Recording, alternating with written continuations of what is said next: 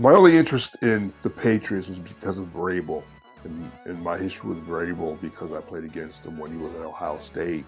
Yeah, it's and I was at Pitt. somewhat of a personal connection there, even though you don't, Somewhat, right? even though you He don't has know him. No idea You know. who I am. I was pulling for Vrabel. I was pulling for his Patriots. I did not know how bad they were. Was that 6 degrees of separation or something like that? Yeah. Most people are. Kevin Bacon. You know, I met Kevin Bacon once. No.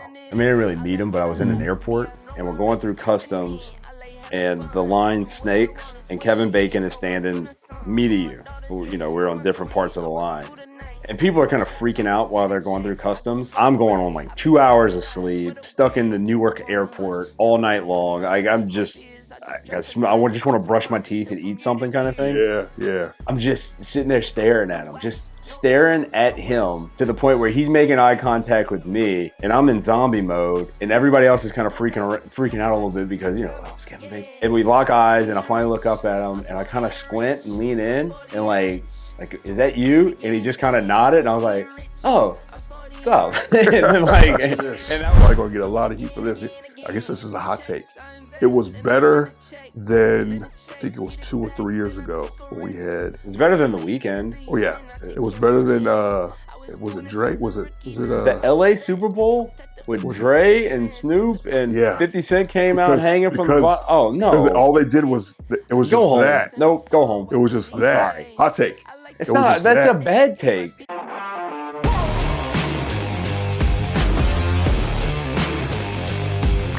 Usually on the day after or after the Super Bowl, it used to be pretty sad.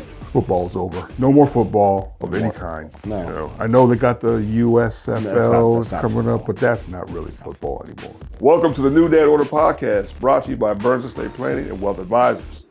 If you're in need of financial advice and/or retirement planning, with 12 locations from here in Hammond, Louisiana, all the way over to Florida, they're the ones to go to. My name is Ray.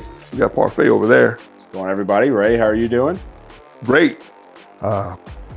Super Bowl was. What were your thoughts? Boring game? Fun game? Well, I'm looking at the way the players are playing, and because of that, it wasn't that boring for me.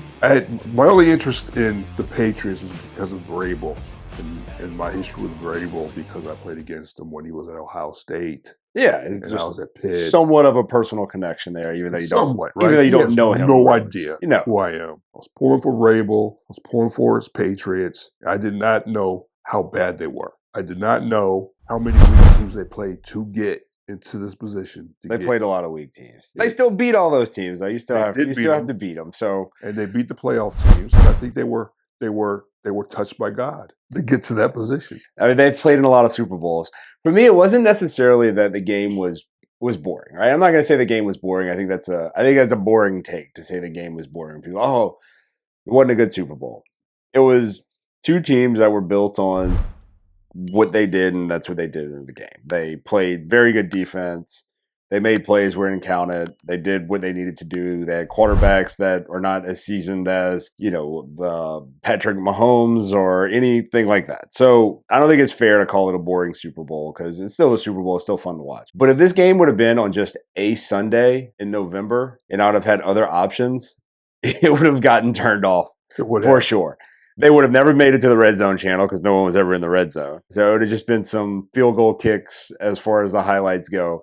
But it definitely would not have been a game that I kept on the television. If you like defense, this was the game to watch. I think if you were a fan of the two teams, it was a game to watch. I think if you were just a fan of football, it was very easy to find yourself lost in conversation with people sitting next to you or to just scroll and wait for the halftime show to see who was going to be offended by that. So, here's some interesting, I guess, facts. The quarterback for the Seahawks was the number 1 pick by the Jets, and they thought he was washed up, and he just bounced around the league for a while. But he made very smart decisions, right? So he made great decisions. Left the Jets, went to Carolina. And then he chose to go to San Francisco and be a backup just to get into a culture that has expectations. And then goes to Minnesota, shows out there, and then wins a Super Bowl in a draft class that includes Lamar, Josh Allen, Josh Rosen. Oh yeah, was in. Who was like, I'm gonna be back. Yeah, but yeah. So Sam Darnold, very smart decision where he ended up in Carolina. They were a joke where him and Baker Mayfield, who were draft classmates, they both got drafted. Baker was drafted by Cleveland. Sam Darnold drafted by the Jets. They were the 1 and the 3 picks or something. No, but Sam Darnold left the Jets, went to Carolina where he teamed up with Baker Mayfield, where they two quarterbacks that were both first-round draft picks in that class, same class, chose to go to San Francisco to be a part of a culture that that wins. Then goes to Minnesota, has success there, ends up in Seattle, and wins the Super Bowl before Lamar, before MVP Josh Allen, obviously before Baker as well, and then I think Josh Rosen was the other quarterback taken in that draft. That he's not even in the league. Yeah, but that shows some real maturity, but I think it also shows some high dysfunction with the New York Jets and that entire organization. That place got to be that might be the worst owner in the NFL. That's what they say. He's got to be up there. I've heard that. He's taken offense to that though. I don't know about their hire with this new coach, but the other story was Drake Maye. Am I saying his name right? Yeah, Drake Maye. Drake Maye becoming the number 1 for New England. And their former number 1 went to the Raiders. And the first game of the season, the Raiders smacked the New England Patriots. They won. Yeah, they did. And so everybody was like, why did we get rid of it? We were building something. Well, they made it to the Super Bowl. Yeah. But Drake, they were in his head. They were all around. They were in his kitchen. They wanted to see what kind of China he That was another. It was really bad. He was a dare. Will Campbell got abused. Will Campbell set a record. So from a football. So Will Campbell set a record. Yeah, not a good one. Not a good one. 14 rushes. The defenders just got past him and got to the quarterback. So in a very technical football question, does he going to move to the inside? I think so. I think that's going to happen. So he's going to move him from tackle to guard. I would. To help him out. Yeah. I mean, how many more times did that happen? Look, at LSU, he was doing the same thing. That's why I'm very surprised that he went so high. I don't hate on Will. I think he's going to. I'm interested for someone like I that. Hope he grows. Where I think he will. I think he's too driven of a man based off of the way he led LSU. He was truly a leader at LSU. It seems like he stepped into a pretty big leadership role in New England, and he had a bad day. He had a bad couple months at the end of the season too, but he also had the injury. He just strikes me as someone that is not going to. He's not going to cower. I think he is going to come back and do everything he can. And if the guy becomes a Hall of Famer and be like, yeah, and he's never going to forget that Super Bowl where he had the worst game of his career. About Thursday. Thursday dropped a new flavor, salted caramel. The taste of it is so good. Still the same results that you can get from the strawberry lemonade one as well. I've been using it for the last year. Still waking up at 3:50 in the morning. Body is still recovered, ready to get on the next workout. But give it a shot. Promo code NDOZZZ for a discount at checkout. And that story right there would be fun. He's a Louisiana boy too. I have a friend of mine. She used to babysit him whenever he was a little kid. Oh, really? Yeah. So I don't think he remembers. What's that? 6 degrees of was that 6 degrees of separation or something like that? Yeah. Most people are. It's Kevin Bacon. I met Kevin Bacon once. No. I didn't really meet him, but I was in an airport. I was coming back from visiting my sister when she lived in England, and flights got delayed, and I'm stuck in the airport, and the line's a mile long, and we're going through customs, and the line snakes, and Kevin Bacon is standing me to you. We're on different parts of the line, and people are kind of freaking out while they're going through customs. I'm going on like 2 hours of sleep, stuck in the Newark airport all night long. I just want to brush my teeth and eat something kind of thing.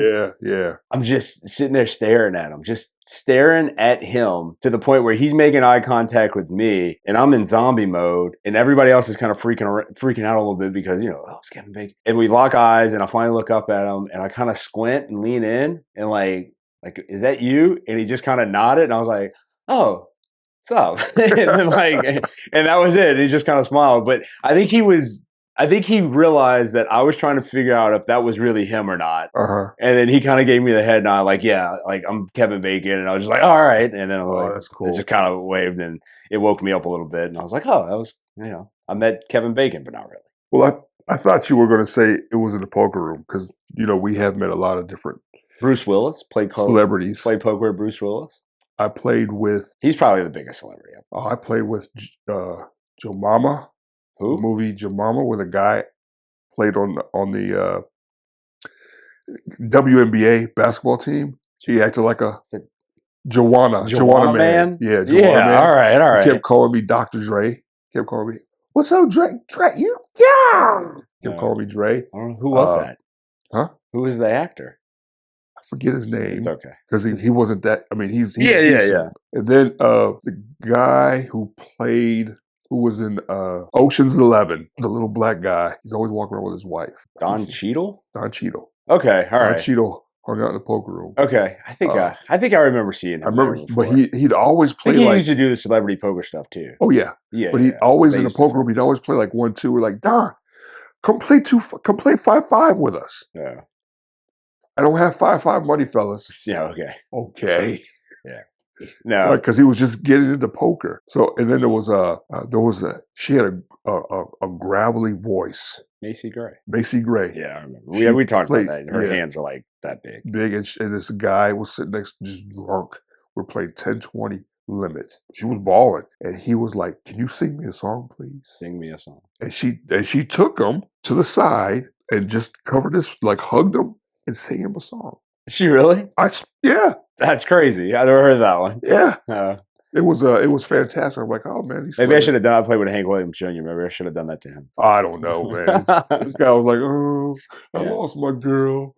And he's just crying, and she sang a song. No, Hank Williams Jr. It was like the middle of the day, and he was there, and he was just sitting there, like quiet, not saying. I mean, he's so undeniable who he was, but it was like early in the day. I don't even know why I was there that early, and then it might have been like I don't even know. Probably been around Super Bowl time. I don't know, maybe so, but he was just sitting there and like minding his own business, and nobody bothered him. And then whenever he got up from the table, I just kind of like, hey man, nice playing with you, and he just kind of smiled and like nodded his head, never said a word the whole time he was playing. No one bothered him. But, it was just kind of like, I'm going to acknowledge the fact that, like, you're Hank Williams Jr. and no one was an ass to you and, like, made a big deal about you being in the poker room kind of thing. Bruce Willis, though, he was, like, in a black leather trench coat and had on a hat, and it was just, I don't know, like he was in character or something. Like, he was trying not to be seen, but I'm like, you're standing out. Like, you're not dressed like a normal person right now. Yeah. People are going to stare at you. Yeah. But same thing, he didn't really say anything to the table. He didn't have much personality, but nobody bothered him. And I think that was kind of the thing where I think a lot of celebrities like New Orleans because the locals didn't really give them a hard time. They weren't in awe of them. Usually when someone did something like that, it was typically like it was probably a tourist. The locals tended to always kind of, because the Chris Paul would come play poker. So many basketball players. So all the basketball players would come play. And the same thing, whenever it was Steve Weatherford, whenever he was a punter for the Saints, Steve Weatherford used to play poker all the time. Now, you want to talk about a guy that didn't have professional athlete money, and it was Weatherford. He was a punter. Yeah. He went to Illinois. I think he ran track at Illinois. He did. He ran track at Illinois, and he played, and he was punter.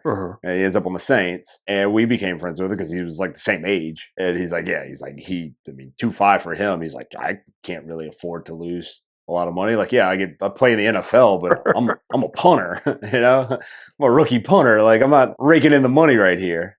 So, but Weatherford was he was the guy that we were friends with the most, that we played poker with as far as like celebrity athlete.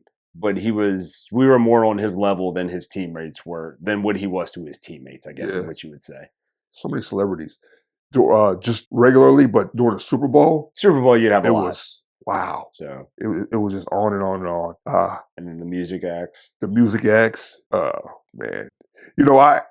I decided to watch the NFL's halftime show. Bad Bunny.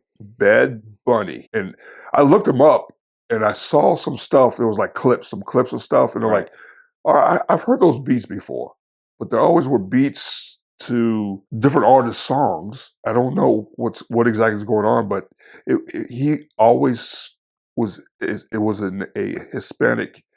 I don't know if you want to call it Puerto Rican. I don't know if you want to call it, but it was Spanish. Yeah, it was Latin-inspired music. Yes, always Spanish. I I've never heard him sing in English. No, I mean, I can't say So- that like my knowledge of him runs really deep, other than this song featuring Bad Bunny.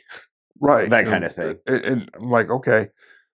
So I did hear things about him. I did hear some things about him. I was like, he wears dresses. He's raunchy. He's this. He's He that. did I'm not like, wear a dress. I think that disappointed a lot of people who I think wanted it to be did. mad. So, and I said it before, and I put this on our Facebook page. Check that out. I put this on our Facebook page that millions of people are going to watch this because they want to see him either fail or succeed. Not in between. I think, But I was an in-between guy. But not in between, but they want to see him fail or succeed. Well, I think people had their opinion of it before it even happened to him. 100%. Like, they were going to be aggravated no matter what, or they were going to be, it was the greatest halftime show. It was so great no matter what. And that's what we live in now. So it was basically, if you watch the vibe I got from my Facebook feed whenever I was like, okay, let me check the pulse, see what's going on out there, and just not almost rage bait myself to an extent, but definitely not get emotionally invested in it or entertain anybody. But it was like, if you're conservative, you can't watch this. You got to hate this one. If you're liberal, then you have to support it, and it's a great halftime show. Like, why? And everybody says, like, why do we care that much? We shouldn't care that much. It doesn't really matter. And I didn't really care. I can tell you this. I watched the halftime show with Bad Bunny. You know why? Because it was on my television, and I didn't feel like pulling up anything to see. I don't like Kid Rock has only gotten good because I think it's ironic listening. That's my personal opinion. I don't know anybody that's like, man, Kid Rock is really, really awesome at music. I don't think I don't think Bob is that great at music. And even his entertainment, that's like, I would never turn on Kid Rock when he was in his prime, much less 25 years after he left it. Yeah. And it has nothing to do with other than the fact that, like, I didn't really want to hear ball with the ball to bang diggy. But when the song comes on, it is a song where I'm like, oh, this brings back memories of something. Mm-hmm. But I don't know anybody that's a diehard Kid Rock fan. And cool, man, like they did the thing on the other channel. But then the trick was to call it the patriotic. I saw somebody I watched the patriotic halftime show. And I'm like, it's patriotic. Like that's what we're going with here. So it was mildly amusing. If you wanted to watch Kid Rock, good. I don't know. I mean, Kid Rock for me it's like Creed. I don't really like Creed, but sometimes, it's fun is someone plays Creed or puts it on their playlist for the workout, and then it comes on, you're just like, oh, this is some real dad rock right here while we lift weights and some Creed going on. And you're like, you know what? That just hits the spot. The same way that no matter what, if you're in the age range, of like in your 40s and all, and you hear Taking Over for the 99 and the 2000, you're about to have a good time because Juvenile Back That Ass Up is coming on. Right. And everybody, it gives you enough time. That was what someone said. They were like, Juvenile knew what he was doing. He was going to make an intro long enough to where everybody could find a way to get to the dance floor whenever they got old and can't really move that good. You can get some stretching in before it was time to start dancing. Yeah. So like that was the intro to his song. So yeah, I was not overly emotionally invested in any show. On my and ours, I put out what I thought it was a surface level review of what I saw. It was basically a guy couldn't understand, rhythmic. Which was the same complaint they had about An American Guy last year. Exactly. Rhythmic. It was visually enticing. I didn't use those words. That just came into my head now. But it was a visual. It was like watching a play. Yeah, walkthrough of his culture. And I really enjoyed it. The one, and I also did say there are going to be pieces of this thing that are going to be interpreted in different ways, and it's going to be negative and it's going to be positive. But everybody in my feed grew up in El Paso. Most of the folks I know, we embrace that culture. Yeah, so makes sense. They were just like, yes, we hit the Super Bowl. We got the halftime show. 100% supported it, loved it. And I mean, if you have an open mind, you probably would have enjoyed that. Yeah, like I didn't, like you said, it was like the visuals of it and understanding, and like it was a play almost, and the scenes changed, and he took you almost to the point where I was like, I really wish I knew what he was saying. I do too. So I could have followed his storyline better There's with some the music. There's some Christian so- guys that have said, well, if you decipher what he says, you probably don't want to understand the words, but just enjoy what you saw. Okay. Because that's what it So- was. It was very entertaining that way. Yeah. I'll tell you this, probably going to get a lot of heat for this. I guess this is a hot take. It was better than, I think it was 2 or 3 years ago when we had, It's better than The Weeknd. oh yeah, it was better than, was it Drake? Was it The LA Super Bowl with was it- Dre and Snoop and Yeah. 50 Cent came out Because- hanging from the because- bottom. Oh, no. all they did was, it was Go just home. that. Nope, go home. It was just I'm that. sorry. Hot take. It's it was not. just That's that. a bad take. It was just that. Versus, I'm not talking about because musicality, that was 100 times better than this. Well, no, but for I'm me, talking about the visual, the look, how it just transitioned. I guess, but that other that is was, what I'm talking but it about. was so LA. But it was, but the thing was, it was just like, here, this is what you're going to get. And then you got, Well, then you okay. got this here. Well, you're That's what I'm saying that, but that halftime So I'm talking show- about that. That when you compare what I saw versus that, of course we got to see the different personas out there. It was awesome, but it was just here. This is all you get. The difference is that the Bad Bunny halftime show was made for television viewing, not for the audience there. This is one of the first times they've done it that way. This was Well, they did strictly that way made. last year too. Yeah, It was done that way last year too. well, no, that was set up like a huge. But it was a visual concert. thing. I know, Yeah. but it was set up like a huge concert. There was a broad scope of view for that performance where they could pan out. They never panned out for the whole. So scene. you're saying for this it was For really this, just, it was specifically made to view on television. So the people him walking through. So in the Super Bowl were like, what the hell? What's Exactly. going on down Exactly. And in fact, they had footage of it, Uh-huh. and people were just kind of like, people had their phones out, Uh-huh. videoing with like no emotion. There was like, 3 girls dancing. All right, so well, that's unfair to me when I make that comparison. Oh. You see what I'm saying? Yeah. Like that was a huge stage. And that's what I mean. It was Yeah. like, oh, for me at home, like, oh man. And so I go, man, if you think about the other Super Bowls, this is pretty good. In that Because they made this one specifically Yes. for you to watch it on television. in that way. Was it better than that? No. No. Performance-wise, yeah. The visual aspect of it was better Yes. this year. Performance-wise, no, because we No, don't no, know what no. he was saying, No.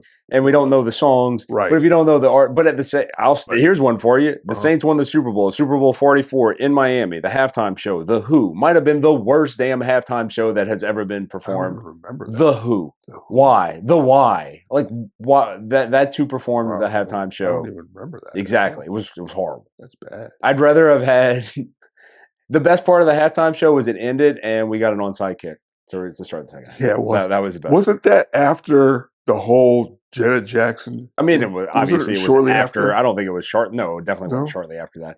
But it was part of that line of no one really had control of it. Like Apple Music kind of took over the Super Bowl halftime shows for like the last 6 years or however long it's been, and so there's definitely been a transition period, from that aspect of it to where they have people trying to like someone took over it. Mhm. It wasn't just a sponsored thing by a corporation. This was sponsored by music. And so they've had I think they've had better connection with getting artists there.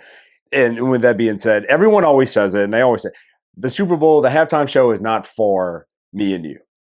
It's not for me. We're going to watch football because it's Sunday, and that's what dudes do on Sunday. Yeah. We watch football. Mhm. The halftime show is for people who are at a Super Bowl party because the Super Bowl party is an event. People don't get together on October whatever to watch the game that day. That's not how it works. So it's Super more Bowl- for non-football fans. and they've always said that, and I agree with it. My concern is this: is that Roger Goodell, who's an absolute clown, not a fan of Roger Goodell. Not that he has any influence over who the halftime show is, but I'm sure he has some type of say who the halftime show is going to be, with the NFL signing off on it. Mhm. So the NFL just released last week, or not last week. So the NFL just released the week prior to the Super Bowl their list of games that were going to be out of the country. Oh, They just released that. Right? Right. So they're going back to Mexico City. They're going to Paris. In fact, the Saints are going to play in Paris. So the first time that a NFL game is going to be hosted in Paris. Mm-hmm. They're also going to Australia, which is absurd that you cannot say be in a world of player safety and then have a 20-hour travel to go play a football game in Australia. And obviously they have to come back and it has to be their bye week. It's the only logical thing that can make sense. There's no player that says, I want to go play football in Australia in the middle of the season. So with that, Roger Goodell making the game global and the halftime show being in a completely different language, meaning that they played in Spain this past year, right? They've played in Mexico. They've played in different places around the world where Spanish is primary or a secondary language for a lot of people. A lot of places in Europe, they're multilingual. In the United States, we speak English.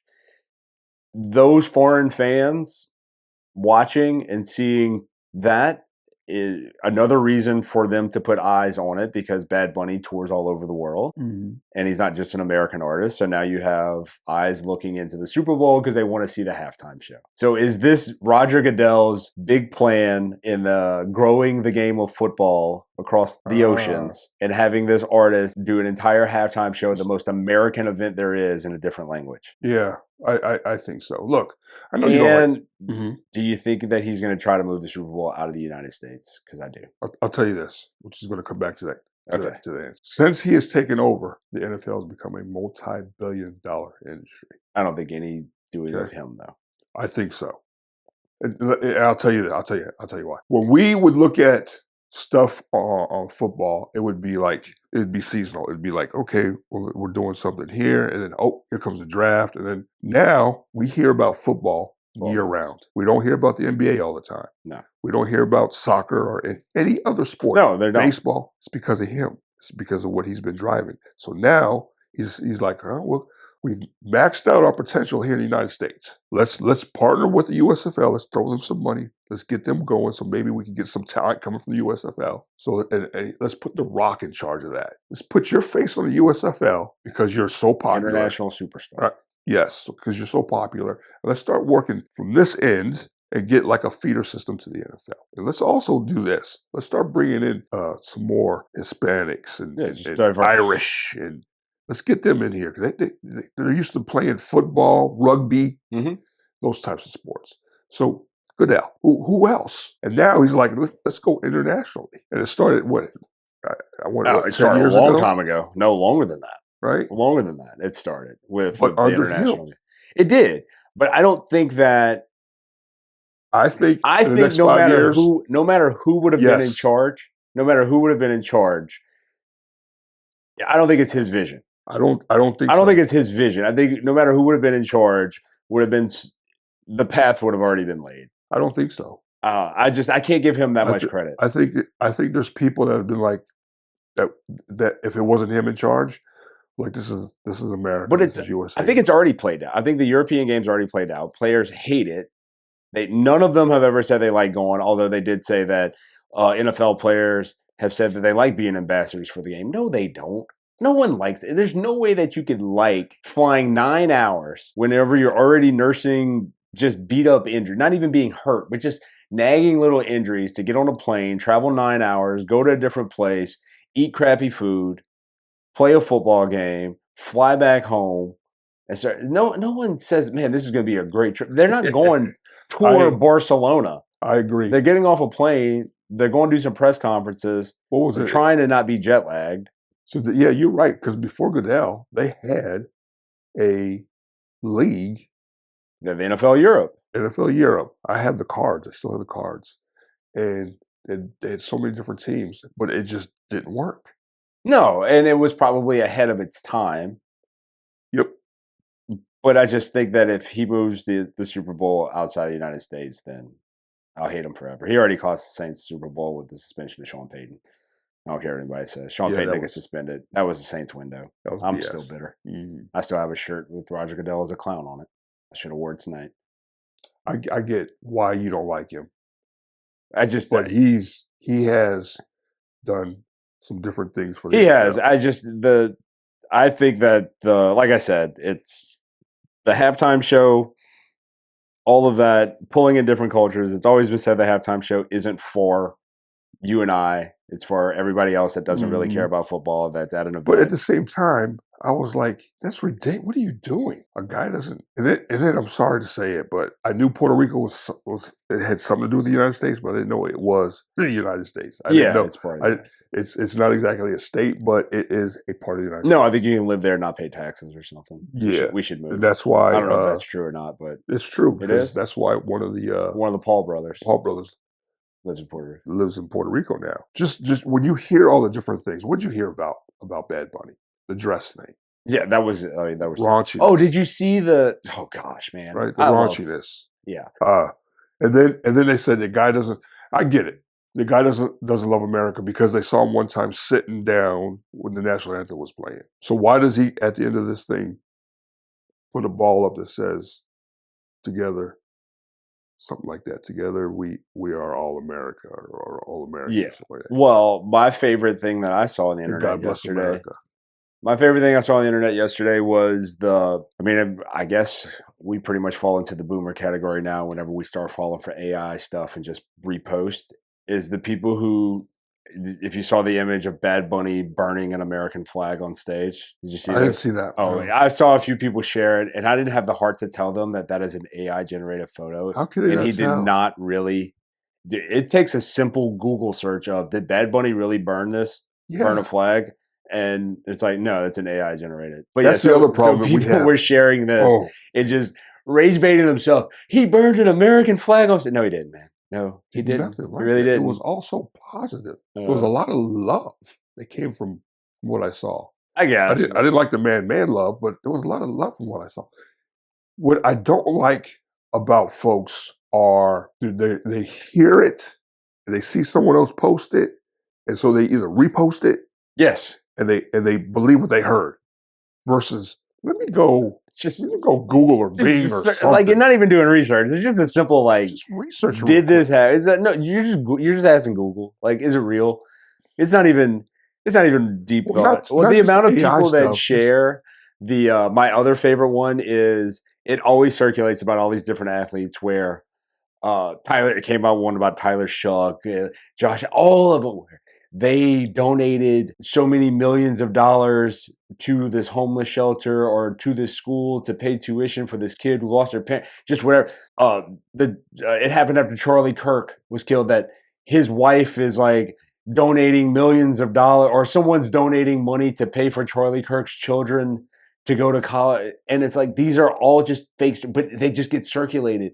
And if you just simply just copy and paste the web address and the article into into chat, into Google, whatever, Copilot, whatever thing you want to use to search, it'll just tell you not credible. This same article circulated about multiple athletes. It's not true. But people would just share it, and then people comment without even reading the article, just the headline, be like, this is amazing. God, we're so lucky to have him to be a part of our, in our community and doing things. I'm just like, oh my God, people, like, I get secondhand embarrassed, but I love the cringiness to where I'm like, I don't know if I have the heart to tell them, but they're never going to know. I'm like, is that a better way to live life? Yeah, it's one of those things where I heard someone say this before. If that's the energy they want to put out on their posts, that negative energy, it's not my job to jump on the post and fight it. Oh no, I'm not jumping on a post, and I'm not going to fight it. I'm not going to do it. At the same time, I don't want them to do it unless I open the door. Like, what are your thoughts on this? Then there you go. Then you open the door. But there's no need for me to go, well, when I see something that I know is completely wrong, just like this AI thing you're talking about. Completely wrong, and go, I might, if it's somebody I really know, like that, I might be like, hey, man, private like, message. That's not real. Yeah. I might send with a little private message like, hey, you might want to look into that. Yeah. Because there's a couple of guys that I talked to, and there's one who gave me some good information about Trump. That I thought Trump was doing well, and then he gave me some information. I looked it up.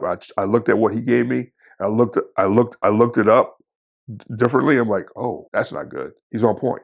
But then he started going on and on, and then I'm like, so who's your favorite president? Younger guy than me. I think Biden's been the best. Oh, gosh. I'm like, Well, your credibility, man, just you just out. lost me, man. Like, just say somebody who's dead. Well, Biden's damn near dead, I think. So during his presidency, I mean, I'd almost say this: that no president that we've lived through should ever be considered one of the best presidents. Let the history books reinterpret the way it went, because I know a lot of those founding fathers were not great people either. But you know what? Let's just let the history books kind of reshape our opinions of it, and then it can get deciphered and picked through and all. And I'm like, he probably wasn't a good guy either. Probably not. So it's him with a. It's between him and Abraham Lincoln. Yeah, I mean, I think Abe's he seems like he's a pretty stand-up guy. Yep, until he got shot. Until he got shot. So we don't know what he could have become. The thing, and you're right, because like everyone's like, oh, Reaganomics. But then I'm like, he did that too? Oh man, that's not good. Did he start the war on drugs? That was like, was it Reagan or was it? I think it was the Reagan. First Bush. I don't know which one it was. No, I think it was Reagan. Yeah, that was bad. Yeah, we started making like everything a Schedule I narcotic, and then the amount of people that went to jail for a joint. There's some that do a little more good than bad. Yeah, and that's why when I see somebody talking about this president speaks the truth about this, that, and the other. This one lies about that. That's the only time I jump on and go, they all lie. Yes, it's they all lie. Yeah, refabrication of the truth. Stop in all sin. I think we talked about this. We talked about this on the ICE episode. I'll talk about this real quick. If it was a Democratic president and ICE is doing what they're doing, we probably wouldn't hear anything about it. Just like when Obama was president and ICE was doing their thing. Yeah, you're going to hear the side that opposes whatever the other one is doing as good or bad. But ICE was around with Bush. I think that's when they started. We didn't hear anything. But then we probably didn't hear anything because technology wasn't as good as it is now. We also probably didn't doubt as much either. But no, I don't want to go down that hole. No. But the point was they do. And I didn't understand a word Bad Bunny said, but it was okay. It was like watching a play. It was like watching a. It was entertaining. Yeah, it was okay. I mean, I wasn't. If you were, I wish I could have been offended. There we go. I wish I could have been offended. I'm just gonna wait for the next thing to happen for me to be offended by. I'm sure something will happen. I wasn't offended last year. Wasn't offended this year. I haven't been offended for a while. I don't think I've ever cared enough to be offended. I think there you go. I think that's probably that's a better statement. Yeah, the thing where I'm like, you know what? I was like, Kendrick wasn't as good as what he is whenever I just put him on Spotify. He's better there. The audio's cleaner. I will tell you. That's about all I got. I will tell you that whatever happened, whatever he did in the Super Bowl, lingered for a long time, almost up until the Super Bowl. No, it has different commercials, different things that were going. I don't know if if Bad Bunny will have that effect. The commercials. Are you a commercial guy? Real quick, as we kind of get to the end of this episode. Sometimes. Or are you that Super Bowl commercials? Did you pay attention to them at all? I like the Dunkin' commercial. Yeah, that's the only I found myself just not paying attention to the commercials because I never pay attention to them during a regular game. So it was like commercial would come on and I'm like, let me check Twitter. Let me see, what's going on as far as that stuff with things inside the game. Yeah. So I wasn't really paying attention. My son made an observation. He's like, every commercial is them just changing the words to like a really popular old song and singing about their product. And then the next few commercial breaks, I'm like, yeah, like he's right. Yeah. That's all they did was just change lyrics to songs that everybody knows. Yeah. And put their product name in it. So whatever person came up, I think Ozempic was definitely one of the first ones, not first ones, definitely one of the most popular. Ozempic. Oh my gosh. They did that commercial jingle. And in my head, I'm like, that must be the marketing group that everybody went to because Ozempic's marketing was so strong that this is everybody imitation is a higher form of flattery. Mm-hmm. And I think that's what it was. Like they nailed that marketing team, nailed that ad whenever they were hired to do it. And people were just like, we're going that route. Yeah. We're just going to change words and use a beat that everybody knows and get stuff stuck in people's head. That for makes some money. Yeah. So, commercials, football, halftime, ICE, presidents. It was kind of all over the place. You know what the NFL did? I'm sorry, jumped in. You know what the NFL did right after Bad Bunny? I don't know if this is smart. I don't know. But they put that ice commercial up after the halftime show. Did they really? Yeah. I didn't catch it. Yeah. I didn't either. That's what they said. That's interesting. Yeah. All right. Well, there you go. So just taking the one most American day out the year when it comes to sports and then making it as much about politics as possible has now just become the American way, unfortunately. Mm-hmm. But if you can't be divided on the game, then find something else to be divided about. And I guess overall, people are still talking about it. And I don't know. Like I said before, I didn't really care enough to care this much or to provoke any emotion. I probably never will. NFL season has come to an end. Ray's, football guy, not completely sad, but, it's still football season was fun. And we're going to wait. And then the draft will come. And then all of our teams are going to win the Super Bowl next year, right? Go Cowboys. Not the Cowboys. Not the Cowboys. But no, it's somewhat fun whenever these things happen where we know that some people were ready to be outraged and have emotion provoked about something that they really didn't care about to begin with. And then the news cycle just happens and it's probably something to distract us from something else that's actually going on in the world. Mm-hmm. Probably, right? Conspiracy theory a little bit, but not really. So was my thought. Nonetheless, Sam Darnold is a Super Bowl champ and a guy of redemption and probably something that should be taken away as far as staying focused and working hard and realizing that the best choices that you make. Sam Darnold getting a Super Bowl ring, ultimate redemption story, a guy that was supposed to be this best guy coming out, top draft pick, and then took a path to make better decisions to make himself a better football player, and he got the win. I think that's an easy person to cheer for.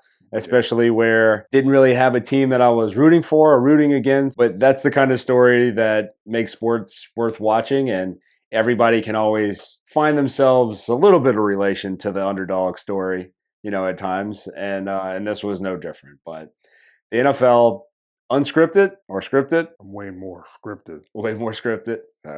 Well, this show is not scripted, as, we went all over the place with it. But we appreciate everybody for joining us. Make sure you hit the like button, hit the subscribe button, drop a comment below. Follow us on Apple iTunes, Spotify, Amazon, wherever you get your podcast at. And until next time, we'll see you on New Dad Order.